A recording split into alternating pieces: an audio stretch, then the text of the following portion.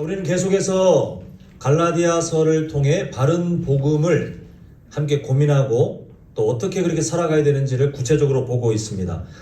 간단하게 한번 배경을 정리하자면 갈라디아서 딱 생각하면 무조건 거짓 교사, 이 사람들을 생각하면 됩니다. 예수님을 믿는 사람들이 유대인 출신만 있는 게 아니라 이방인 출신 사람들도 있었는데, 문제는 유대인 출신 그리스도인들이 이 이방인 출신 그리스도인들을 약간 좀 하찮게 봤어요. 그러니까 본인들은 뭔가 선민, 원래부터 율법도 알고 할례도 받았고 성전도 있고 우리는 뭔가 하나님께 좀 가까이 있는 그런 존재. 근데 이방인들은 우리가 그렇게 지옥에 갈 존재라고 생각했는데 알고 보니 하나님이 구원하시네? 그러니까 이 격차가, 우리는 좀 괜찮은데, 우리는 뭔가 좀 많은 걸 갖고 있는데, 저 이방인 출신 그리스도인들은 우리보다는 좀 약간은 좀 수준이 낮은, 이렇게 생각을 했습니다. 근데 이렇게 생각하는 것도 문제지만 더 문제가 뭐냐면 이 사람들이 헛된 훈수를 뒀잖아요. 우리처럼 할례도 받아야 되고 우리처럼 율법도 또 어떤 문화도 규칙도 지켜야 너희들이 하나님의 자녀가 될 수 있다, 너희들이 구원을 받을 수 있다, 이렇게 헛된 거짓을, 물론 본인들은 그게 진리라고 믿었어요. 그렇게 착각했으니까요. 근데 그렇게 해서 교회를 어지럽혔던 일들이 있었는데, 이 일을 알고 사도 바울이 급히 이 문제를 빨리 해결하기 위해서 쓴 편지가 바로 갈라디아서입니다. 우리는 이전까지 반복해서 보았던 진리가 뭐냐 하면, 우리가 이미 누리고 있는 구원은 인간의 어떤 행위, 인간의 어떤 공로가 끼어들 여지가 하나도 없다는 것을 우리는 매 시간마다 결국은 반복해서 보았습니다.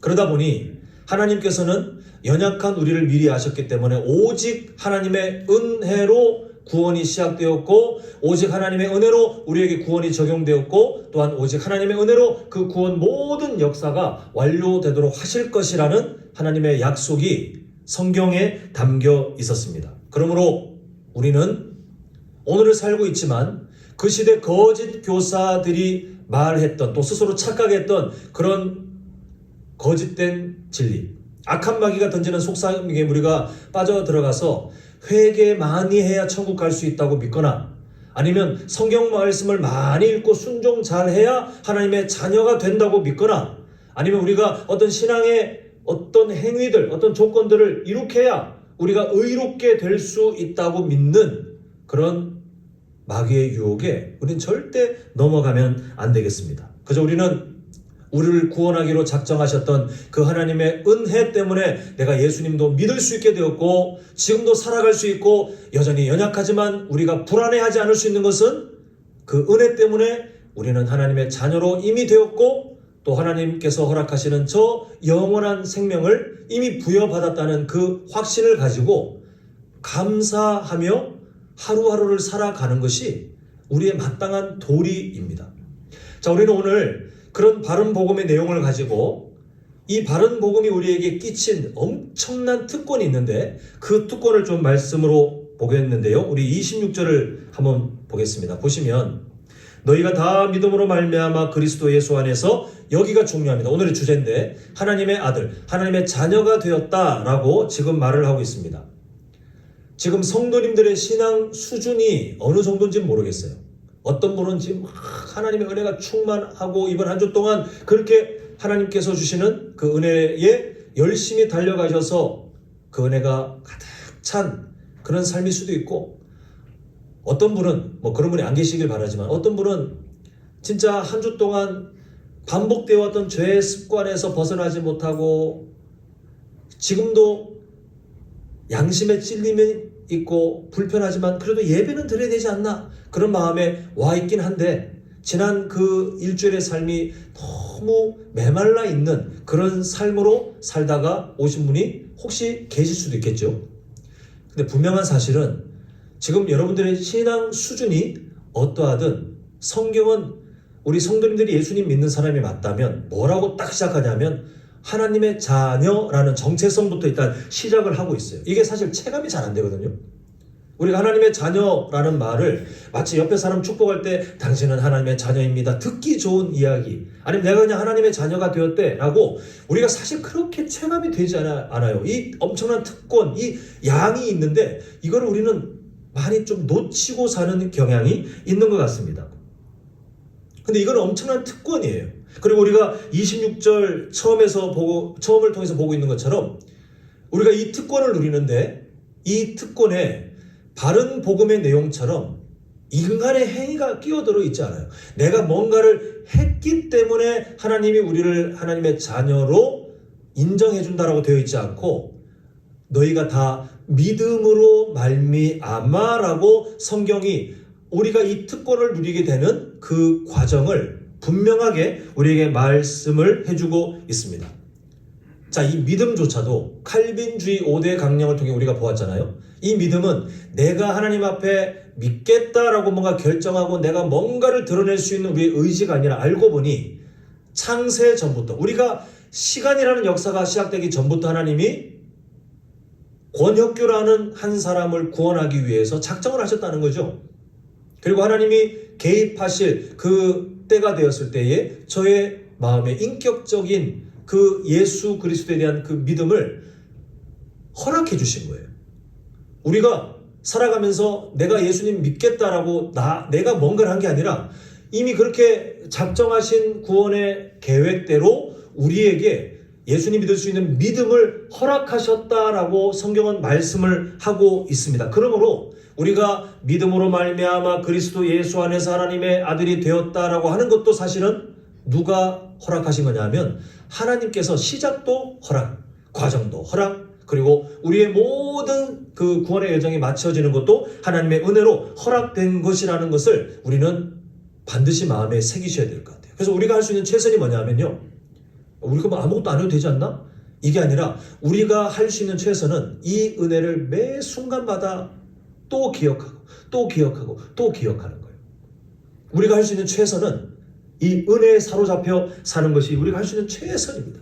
사랑하는 성도 여러분, 이때 우리가 반드시 마음에 새겨야 될 게 뭐냐면요. 26절 끝 말이 뭐로 마무리되는지 보셔야 되는데 너희가 다 믿음으로 말미암아 그리스도 예수 안에서 하나님의 아들이 될 것이니 라고 되어 있지 않고 뭐라고 되어 있습니까? 이미 완료예요. 완료.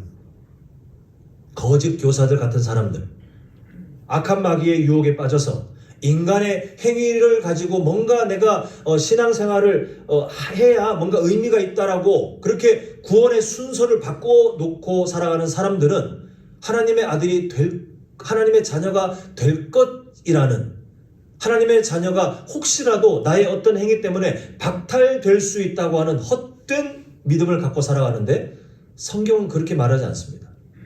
예수 그리스도를 통하여 하나님의 자녀가 된 것이 이미 완료예요.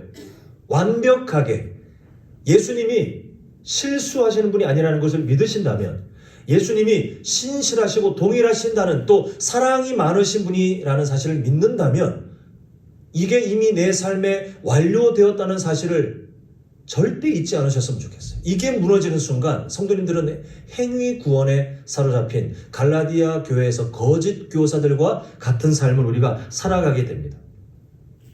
아까 이런 말씀 드렸잖아요. 성도님들이 신앙 수준이 어떠하든지. 지금 누군가는 나 이번에 한 주가 너무 감사했어. 어떤 사람은 지금 너무 괴롭게, 그래도 예배 시간을 기억하고 오신 분이 계시다 할지라도, 그 격차가 크다 할지라도 하나님 앞에서는 그게 하나님의 자녀인지 아닌지를 결정하는 어떤 조건도 안 된다는 사실을 아예 마음에 못을 박으셨으면 좋겠습니다. 제 딸이 아무리 말썽을 피워도 제 딸이에요. 성도님들께서 마찬가지예요. 아무리 부족해도, 아무리 연약해도 예수님을 통하여 하나님의 자녀라고 하나님이 이미 못을 박아놓은 것을 누가 바꿀 수 있겠습니까? 우리는 그 은혜 때문에 그저 죄송하고 그 은혜 앞에 다시 살기 위해서 몸부림치는 그런 마음밖에 없어요. 내가 살아온 삶 가지고 내가 교만하게 나 같은 사람이 어떻게 하나님의 자녀야? 이거는 하나님이 하신 일을 본인이 뒤엎겠다고 하는 너무나도 무서운 반응입니다. 우리는 그저 어떤 상황 속에서도 나는 하나님의 자녀라는 사실에서 나의 모든 신앙생활의 순간순간이 시작되게 하는 것. 그렇게 그 놀라운 특권을 붙들고 매일의 삶을 살아가는 것이 우리가 마땅히 지켜가야 할 자녀의 도리입니다. 자, 그렇다면 예수님 믿고 우리가 하나님의 자녀가 되었는데 어떻게 우리가 하나님의 자녀로 인정받게 되는가? 27절을 봐야 되겠습니다. 우리 한번 같이 읽겠습니다. 시작. 누구든지 그리스도와 합하기 위하여 세례를 받은 자는 그리스도로 곧 입었느니라. 자, 제가 세례에 대해서 자꾸 좀 구분해서 설명드리는 이유가 뭐냐면 이게 옳다 그르다를 떠나서 이 초대교회 시대의 세례와 오늘날 현대교회의 세례는 약간 좀 의미가 다릅니다. 물론 일부러 그렇게 다르게 한 게 아니고 다른 그 선한 의도가 있긴 한데, 근데 그 선한 의도가 원래의 본질을 좀 약간 흐리게 만든 게 있어요. 그 교회에 출석하는 분들 신앙을 격려하기 위해서 학습 교육을 받도록 독려합니다. 근데 사실 예수님을 믿지 않는 사람은 학습을 받으면 안 돼요. 세례는 마찬가지 더 중요하죠. 예수님을 아직 인격적으로 본인이 나의 구원자, 내가 죄인이라는 사실과 그 죄를 해결할 분은 오직 예수님밖에 없고 예수님 때문에 내가 완전히 죄의 문제가 해결되었고 나는 이미 아직 연약하지만 이미 하나님의 자녀라는 그런 확신이 없다면 세례 받으면 안 돼요. 세례는 그 징표거든요. 그런데 어떻게든 그래도 그 발걸음이 교회에서 끊어지지 않게 하기 위해서 오늘날 그래도 나중을 기약하며 또 더 그 신앙의 성장을 기대하면서 그렇게 격려하며 세례를 주는 교회들이 많이 있습니다.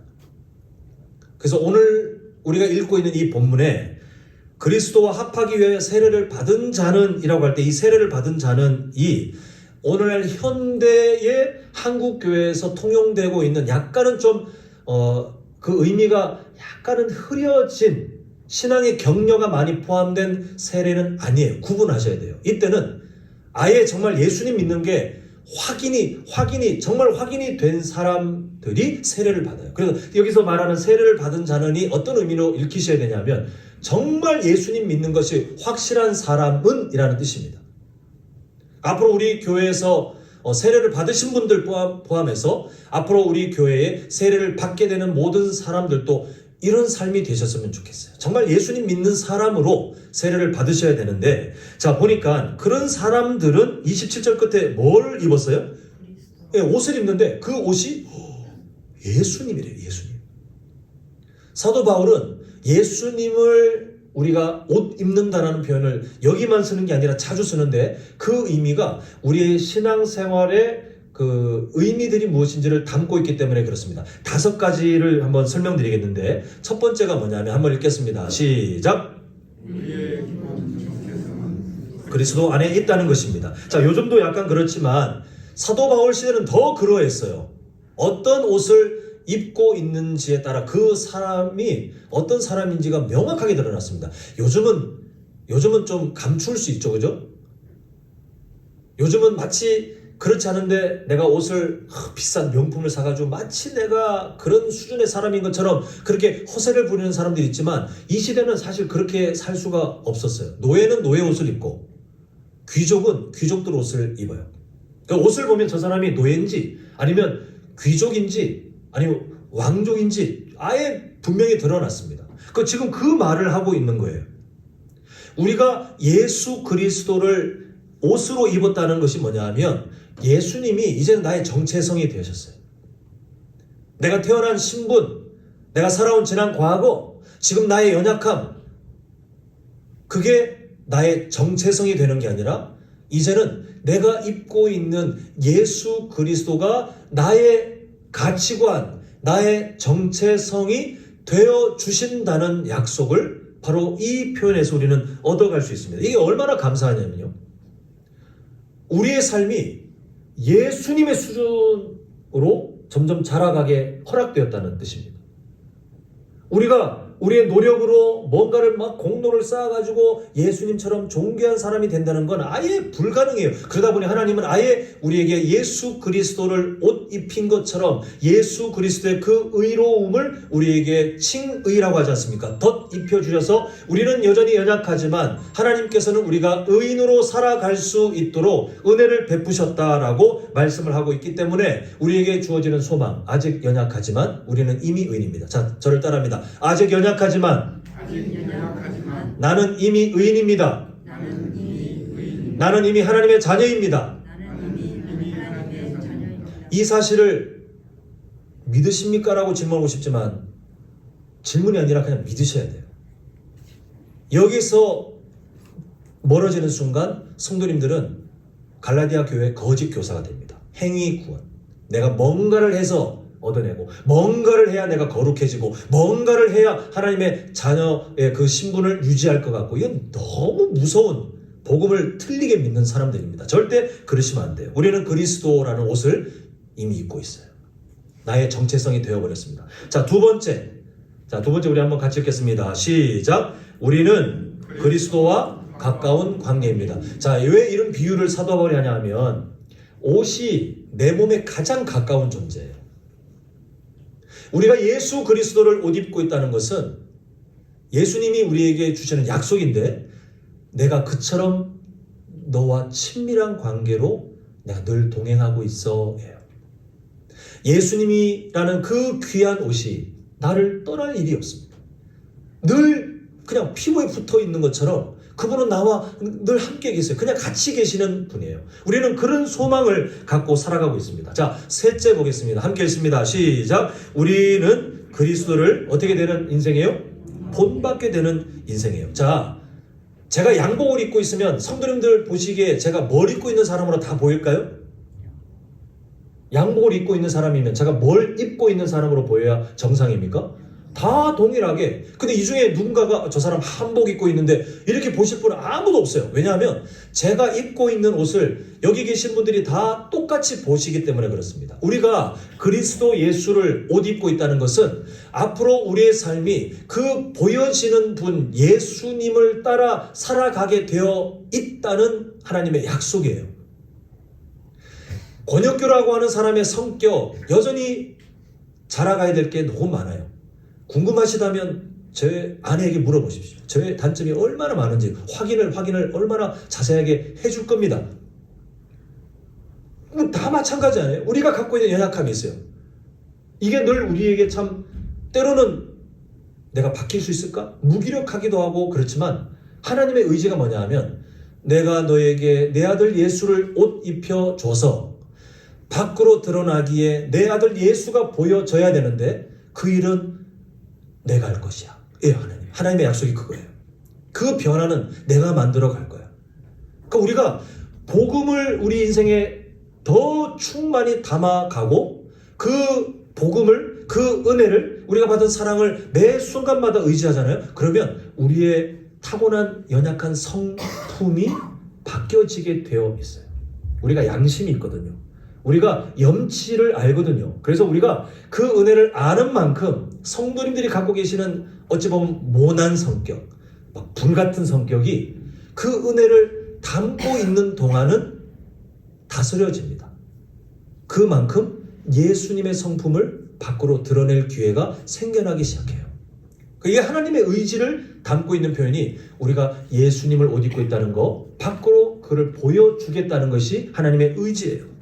자, 그 다음에 네 번째입니다. 한번 읽겠습니다. 시작. 우리에겐 하나님의 사랑이 덮어져 있어요.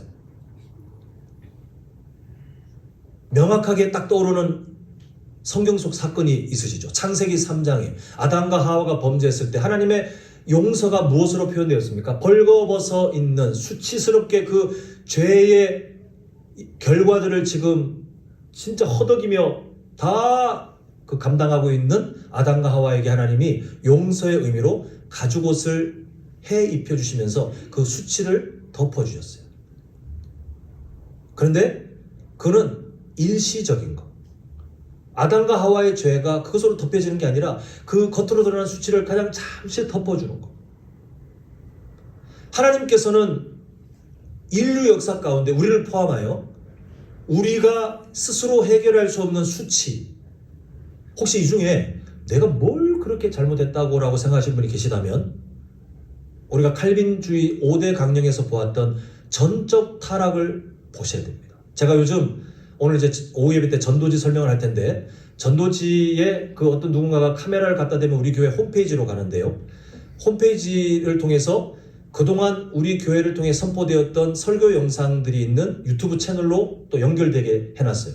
지금 제가 솜씨도 없고 또 장비도 전문 장비가 아니다 보니까 영상, 그 설교 영상을 만드는 그 과정들이 너무 더디다 보니 이게 지금 1년치가 막 밀려 있었는데 지금 막 열심히 제가 계속 주중에 작업해가지고 지금 이제 7월 달까지 지금 거의 만들어놨는데 지금 요즘 만들고 있는 영상이 그거더라고요. 칼빈주의 5대 강령.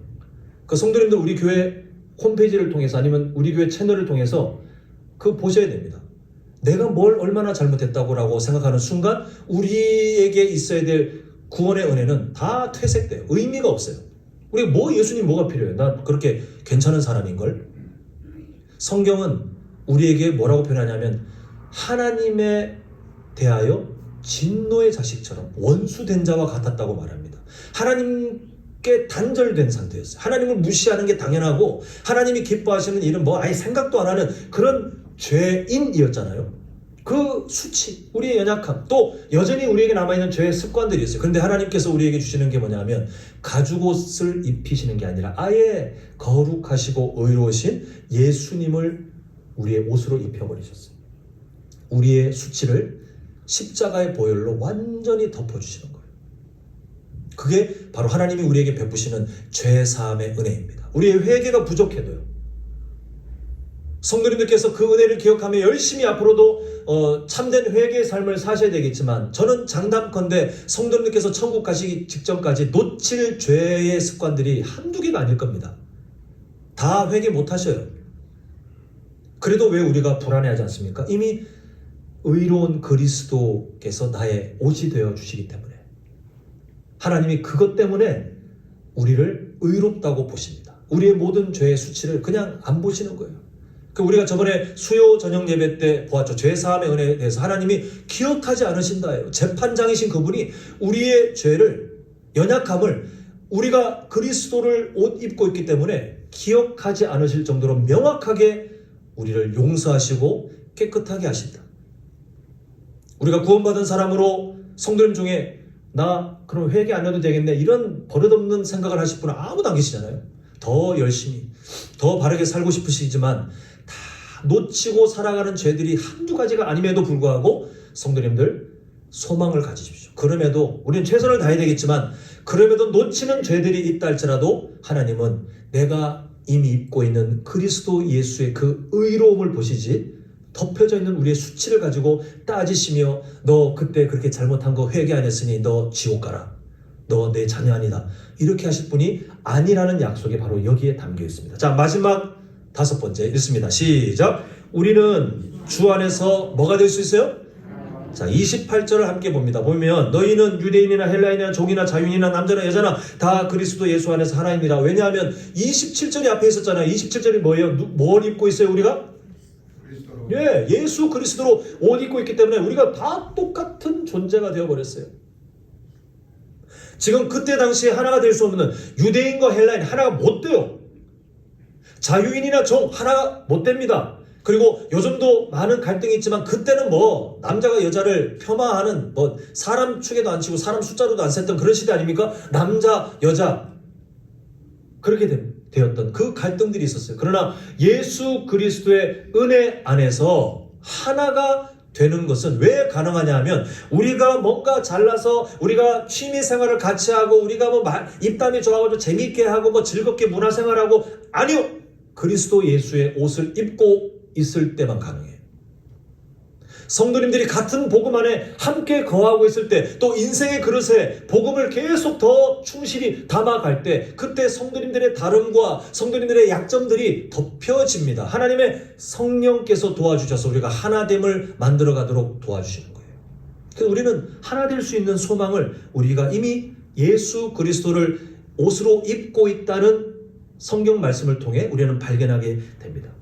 사랑하는 성도 여러분, 저는 27절 말씀에 대해서 이렇게 질문하고 싶습니다. 그리스도 예수를 옷 입고 있는 우리의 상태가 박탈될 가능성이 있을까요, 없을까요? 망설이지 말고 없다라고 확신하셔야 바른 복음을 따라 사시는 분이에요. 염치가 없는 거 아닙니까? 아니요. 그건 은혜를 아는 사람의 출발점이 거기에요. 구원받음을 아는 사람의, 하나님의 구원 역사가 뭔지를 아는 사람의 출발점은 내가 그리스도 예수의 옷을 입고 있다는 것은 절대 박탈되지 않아. 이걸 인정하고 출발하는 것이 구원받은 사람의 하나님을 존중하는 도리입니다. 그 다음 문제예요. 내가 여전히 해결하지 못하고 있는 죄의 습관들과 어떻게 싸워나가야 될지, 어떻게 내가 경건의 삶을 몸부림치며 이 말세 때에 이뤄가야 될지는 그 다음 순서지, 이거 가지고 앞에 걸 건드리면 하나님의 구원을 자꾸 건드리게 돼요. 따라서 회개 많이 해서 뭐라고, 성경 많이 읽어서 뭐하고, 순종을 많이 해서 뭐하고, 뭐라고 인간의 행위를 가지고 내가 뭔가를 얻어낼 거라는 그런 거짓 교사들의 거짓말과 같은 이 악한 마귀의 유혹에 성도님들 절대로 마음을 두지 마십시오. 우리는 절대로 그렇게 살아갈 수 없습니다. 자, 이제 갈라디아 교회를 통해서 하나님께서 이루신 그 구원의 의미를 바울이 외칠 때 우리에게 한계가 하나 있어요. 뭐냐면 사도 바울이 이제 뭔가 예를 들거든요. 근데 우리는 그 시대 사람도 아니에요. 또 그 지역 사람도 아니에요. 그렇게 사회적, 문화적 그런 거리가 있다 보니까 그 시대 사람들에게 너무 당연하게 그냥 쉽게 사도 바울이 예를 들었는데, 우리는 한번 설명을 좀 거쳐야 이해되는 그런 한계가 있습니다. 그걸 제가 이제 설명을 좀 드려볼까 하는데요. 자, 5절을 먼저 보자면, 자, 보면 율법 아래에 있는 자들을 속량하시고 우리로 아들의 명분을 얻게 하려 하심이라. 이게 로마 사회를 빗대어 설명하는 건데, 뭐 아시는 분은 보이시겠지만 이걸 모르는 분들은 뭐요? 이렇게 생각되실 거예요. 어쩔 수 없습니다. 현대를 살고 있는 우리 한국인이라 그래요. 자, 우리가 한번 이해를 한번 해보자면, 당시 부유층은 뭘 했냐 하면 노예 시장에 가서 자기의 후사로, 자기의 그 상속권을 이어받을 자녀로 삼을 만한 그런 사람을 돈을 주고 그 사람에게, 또 노예 상인에게서 이 한 사람의 자유를 얻어냅니다. 그리고 데리고 와서 법적으로 이 노예가 이제는 노예가 아니라 자기가 상속을 이어나갈 그런 자녀, 아예 자녀인 것을 법적으로 딱 명문화해요. 이 두 가지가 같이 이어졌어요. 그게 로마 사회에 흔히 있었던 일입니다. 지금 5절은 그걸 담고 있어야 돼요. 5절을 이해하시려면 로마 시대의 노예 시장과, 그리고 노예가 그 어떤 부유층의 자녀가 되는 그 법적인 제도를 동시에 이해하셔야 이 5절이 다가오는데, 자, 한 주인이 가서 돈을 주고 그 한 사람의 자유를 노예 상인에게서 이제는 가져와서 그 사람을 자유하게 하는 것이 5절에 보여지는 속량이라는 단어예요.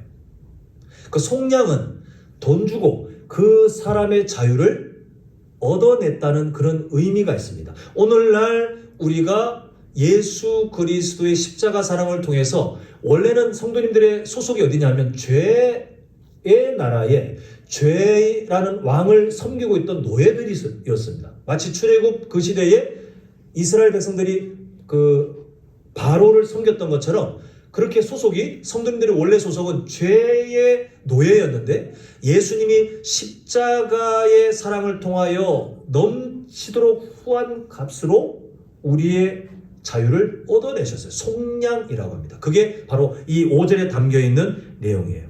그러니까 우리는 그렇게 죄의 노예였던 사람이 값을 지불하여 자유를 허락받은 그런 존재구나를 먼저 생각하셔야 됩니다. 자, 두 번째는 이제 이 노예였던 사람이 집에 와서 그 주인이 이 노예에게, 너 노예지만 내가 너에게 상속권을 줄게가 아니라 법적으로 아예 그냥 아들을 삼아버리는 거예요. 그래서 이제는 야, 너 예전에 노예였다며? 라고 말을 하면 안 돼요.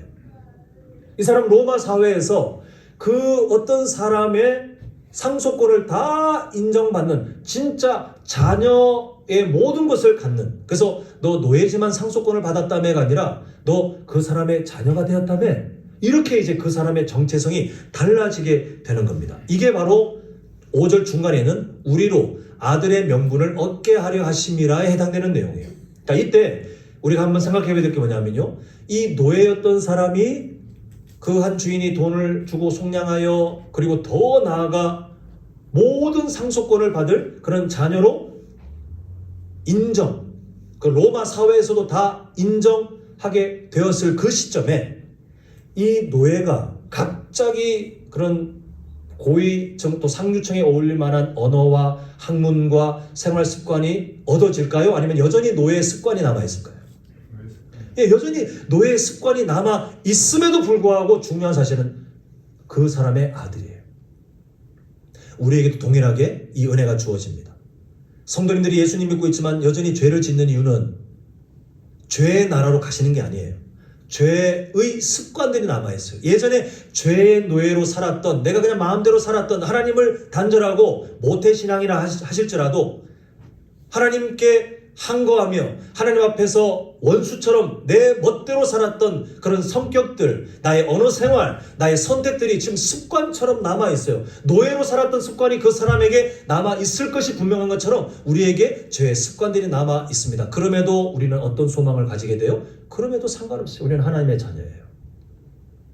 이게 지금 로마 사회를 빗대어 사도 바울이 그 시대 성도들에게 전하는 메시지인데 우리에게도 마찬가지예요. 이게 바른 복음이에요. 우리는 여전히 연약하지만 하나님이 법적으로 완벽하게 마무리해놨어요. 하나님의 자녀로. 너 하는 거 봐서 너 다시 노예로 돌린다. 너 그 아들 자격 박탈한다. 로마 사회에서도 하지 않는 일을 사랑의 하나님이 우리에게 왜 하시겠습니까? 그러므로 성도님들, 우리가 이 말씀을 왜 중요하게 생각해야 되냐면요, 두 가지가 있잖아요. 지금 속량과 아들의 명분이 있는데, 이상하게 다른 나라는 모르겠는데 우리 한국 교회는 속량 쪽에는 집중하는데 아들의 명분은 자꾸만 이렇게 뒤로 좀 넘겨놓는 경향이 있어요. 하나님을 경외하고자 하는 어떤 존경의 마음 때문인지 모르겠습니다. 그런데 살아가는 삶을 보면 속량, 죄를 용서받았다는 것은 막 집중하는데 아들의 명분, 그 자녀가 되었다는 것은 약간은 좀 그 이론만 갖고 있고 삶에서 그렇게 못 누리시는 것 같아요. 이거 하나님이 주신 구원을 반으로 잘라서 하나만 보고 한쪽은 그냥 소홀하게 여기는, 어찌 보면 악한 마귀가 한국교회에 뿌려놓은 함정일 수도 있어요. 하나님은 우리에게 지금 보시는 말씀처럼 속량 또 자녀의 명분, 이 두 가지가 합쳐지도록, 이게 바로 구원이라는 것을 우리에게 이미 말씀해 주셨고 적용해 주셨는데 왜 우리는 자꾸 하나님의 자녀됨을 등한시하거나 아니면 그건 마치 내가 부족하기 때문에 나에게 주어지면 안 되는 것처럼, 마치 내가 그게 겸손인 것처럼, 그게 마치 경건인 것처럼 우리가 착각하며 하나님의 자녀됨을 자꾸만 우리에게서 멀리 밀쳐내는 그런 일들이 나타난다면 우리에게 일하신 그 하나님의 사랑을 우리는 다 못 누리는 거고요. 또 하나님의 그 마음을 우리는 반만 받아들이는, 어찌 보면 자녀의 도리가 아닌 삶을 우리가 살고 있는 것이 되게 됩니다. 그러므로 속량 쪽에 집중하면 여전히 나는 노예예요. 여전히 나는 하나님 그 주인의 자녀라는 자각을 안 하는 거예요. 그 사람은 맨날 두려워요. 나는 지금 노예인데 내가 이렇게 좋은 집에 살아도 되나? 언제 쫓겨나지? 나는 아직 노예인데, 나는 아직 말도 좀 고급스러운 언어도 모르고 학문도 안 배웠고 또 생활 습관도 나는 아직 그 노예 그게 익숙한데 고쳐야 될 게 많은데 내가 언제 쫓겨나면 난 어떻게 어디로 가지? 이거는 속량 쪽만 마음에 담고 하나님의 자녀됨은 소홀하게 생각하는 사람들이 빠지는 함정입니다. 우리는 절대로 그러면 안 돼요.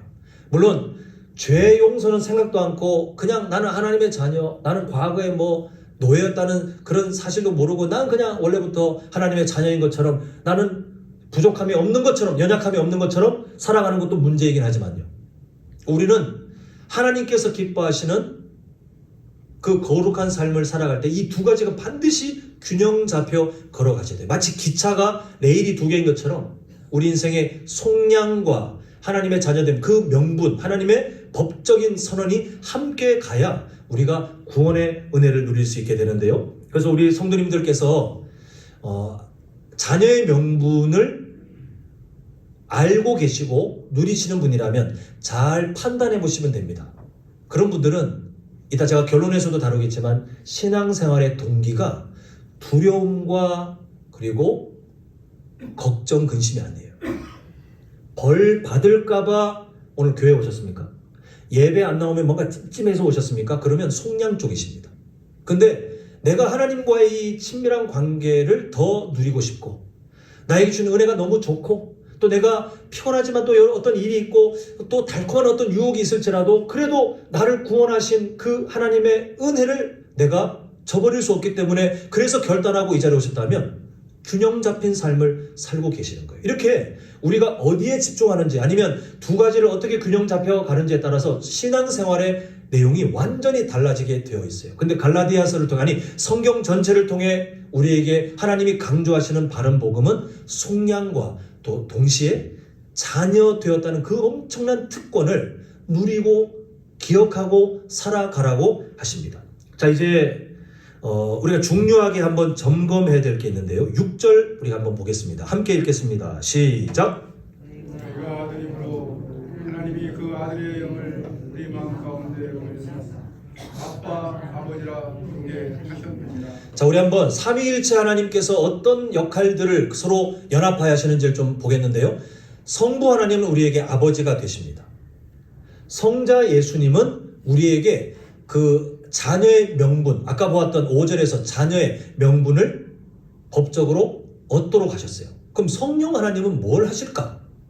이게 6절인데 성령 하나님께서 하시는 일을 보니까 자, 가운데 보십시오. 하나님이 그 아들의 영을 우리 마음 가운데 보내사, 이게 뭐냐면 우리에게 성령 하나님을 보내주신다고 약속하셨고, 예수님 믿는 사람은 그 신앙 수준이 어떻든 성령 하나님은 떠나지 않고 함께 동행하시며 임재하셔서 우리가 성도의 견인, 성도로서 견디고 인내하도록 도우신다라고 우리가 확인했잖아요. 근데 그렇게 하시는 목적이 6절 끝이에요. 뭐라고 됐습니까? 하나님을 어떤 존재로 부르게요? 그걸 하기 위해 누가 오셨다고요? 네. 이걸 명확하게 아셔야 돼요. 하나님의 의지가 담겨 있는데 우리가 하나님을 인식할 때에 두 가지 마음이 함께 있어야 됩니다. 하나는 정말 하나님을 이 온 우주의 창조주요 통치자이신, 정말 뭐라고 표현하기가 너무나도 부족한 전능하신 하나님을 우리가 존중할 수밖에 없고 그 위엄 앞에 엎드려 예배할 수밖에 없는 그런 하나님으로도 인식해야 되지만, 거기서 멈추면 6절은 우리 삶에서 멀어지는 거예요. 6절은 뭐냐면 그렇게 하나님을 경외함과 동시에 우리는 하나님을 아빠!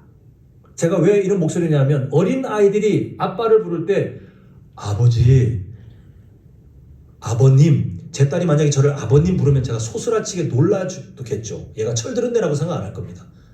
친밀함은 그 호칭에서 나오는데 하나님은 우리를 아빠라고 우리가 하나님을 인식하기를 바라시기 때문에 누구를 우리에게 보내셨다는 거예요? 성령님을. 이 하나님의 의지를 아셔야 돼요. 그냥 우리가 그냥 듣기 좋게 하나님은 아빠시지요. 사실 잘 안 되시지 않습니까? 저도 이 말씀 준비하면서 가만히 생각해 보니까 제가 하나님을 과연 아빠라고 친밀하게 부르는가? 없더라고요. 이렇게 말씀을 전하고 제가 예전에도 이런 표현을 자주 했지만 저의 일상을 봤을 때 하나님을 아빠라고 인식하며 다가가는 게 습관이 잘 안 돼 있어요. 우리 한국인들이 갖고 있는 어떤 유교 사상, 그런 예의 범절, 그리고 아까 말씀드린 한국교회가 그동안 열심히 가르쳤던 게 죄의 속량, 5절에서 봤던 속량과 자녀의 명분 중에 속량 쪽에 막 하다 보니 하나님을 아빠라고 부르는 이 자녀의 당연한 도리인데 그 친밀함을 막 누릴 수 있는데 그거를 누리는 게 너무 어색하게 되었어요. 제가 만약에 장로님들께 이제 부탁드려서 앞으로 대표기도 할 때 하나님을 아빠라고 부르십시오 라고 하면 장로님들 아마 받아들이기 힘드실 겁니다. 틀린 게 아닌데도 어색하실 거예요. 성도님들도 마찬가지. 당회원들이 그렇게 결의해가지고 우리 이제 하나님과의 친밀함을 나타내기 위해서 하나님을 아빠라고 부르면서 기도합시다. 갑자기 성도님들이 웅성웅성 하면서 저 장로님 왜 그래? 어색하실 거예요. 근데 사실은 어색할 게 아니거든요.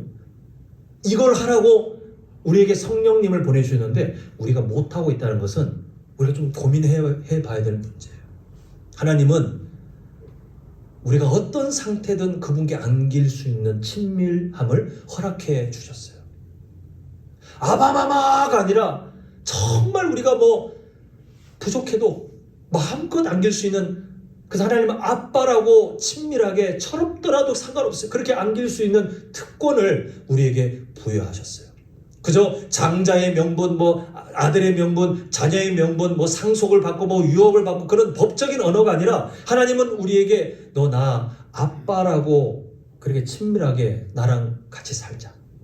나와 그렇게 교제하자. 내가 그걸 돕기 위해서 나의 영을 너에게 임재시키노라 하셨는데 우리가 그 하나님을 만군의 여호와여 멀리 있고 뭔가 좀 무섭고 그런 하나님으로만 인식한다면 우리는 구원을 다 못 누리는 불쌍한 인생이 됩니다. 자, 한번 저를 따라해 보시겠는데요.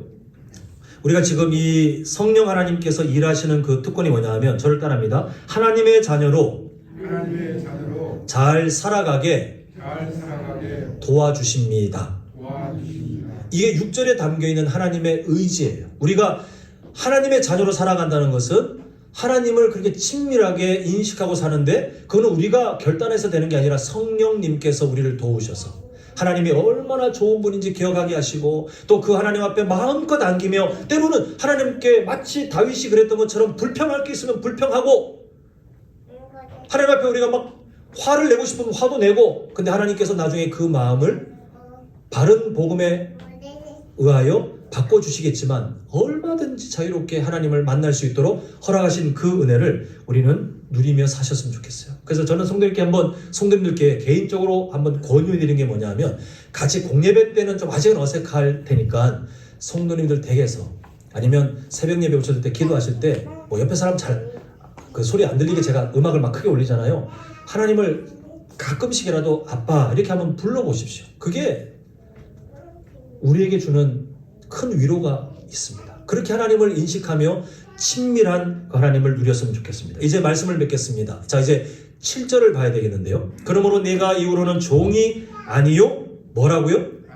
이제 이해하시죠? 노예 상인 그 시장에서 사와가지고 아들을 삼은 로마 사회를 빗대어 사도 바울은 그냥 당연한 듯이 다 알고 있으니까 설명하고 있는데 이제 우리가 그 일을 그 상황을 보니까 이제 눈에 보이죠. 7절이 바로 그겁니다. 이제는 종이 아니래. 우리 예수님 믿는 우리에게 일어난 일입니다. 이제는 종이 아니요 자녀래요. 하나님의 자녀예요. 그리고 마지막에 보니 하나님으로 말미암아 유업을 상속을 받을 그 엄청난 특권이 우리에게 주어졌다라고 되어 있습니다. 하나님께서 이루실 그 영광 우리는 거기에 동참하게 약속이 되어 있어요. 하나님 저의 현재 삶을 보면 그럴 자격이 없는데요. 아니요. 하나님께서 그렇게 만들어 가신답니다. 이미 그렇게 약속을 하셨어요.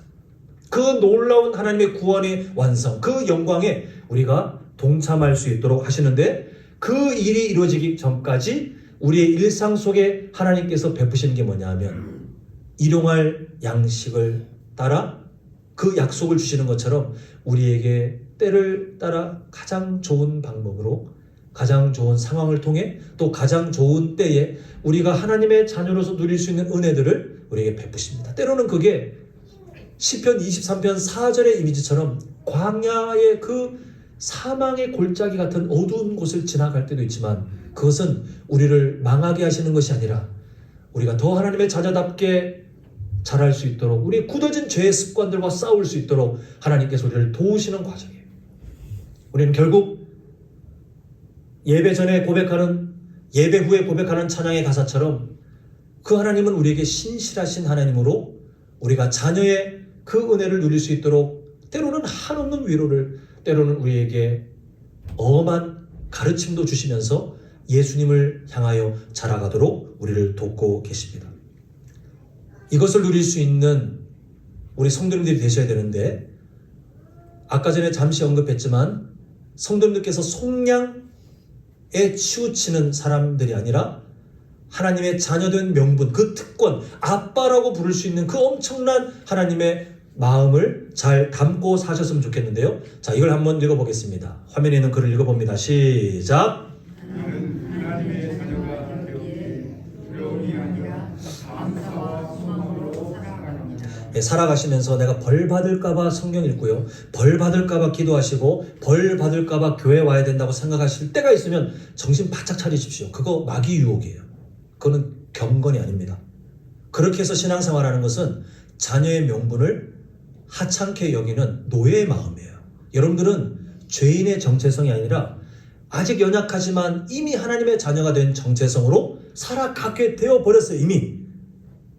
그러므로 두려움이 신앙생활의 동기가 되도록 버려두지 마십시오. 그는 갈라디아 교회 거짓 교사들을 통해 역사했던 마귀의 유혹이에요. 오늘날 그게 마치 경건인 것처럼 포장되어 한국교회 많은 사람들이 하나님의 자녀의 삶을 살지 못하도록, 하나님의 의지는 그게 아닌데 하나님의 자녀의 삶을 살지 못하도록 하는 악한 마귀의 그런 거짓들이 얼마나 많이 여전히 퍼져 있고 남아 있는지 모릅니다. 그건 아니에요. 우리는 자녀가 맞다면요, 부족함에도 감사하기 때문에, 부족함에도 구원의 은혜가 너무 크기 때문에, 부족함에도 내 아빠이신 하나님이 나를 사랑하시기 때문에 우리가 하루하루를 경건하게 회개하며 또 더 말씀에 순종하고자 그렇게 동기를 찾아가시는 것이 하나님의 자녀이신 성도님들의 앞으로 해야 될 마땅한 마음가짐입니다. 바라기는 우리 성도님들, 우리 하나님 너무 좋지 않습니까? 우리를 구원하신 것에서 모자라 우리가 연약하여 그 은혜를 놓칠 것이 분명하니까 성경 곳곳에 내가 너 사랑한다, 내가 너 아빠다, 내가 너 가까이 있다, 나는 너 그렇게 높음에 안고 살고 있다, 너 이미 거룩하다, 너 이미 의인이다, 내 아들 예수 때문에 너는 나의 자녀다라고 너무 많이 외쳐주고 계시는 그 하나님, 이번 한 주간도 그 은혜에 사로잡혀 감사하기 때문에 잘 살아가려고 몸부림치시는 우리 모두가 되시기를 간절히 소망합니다.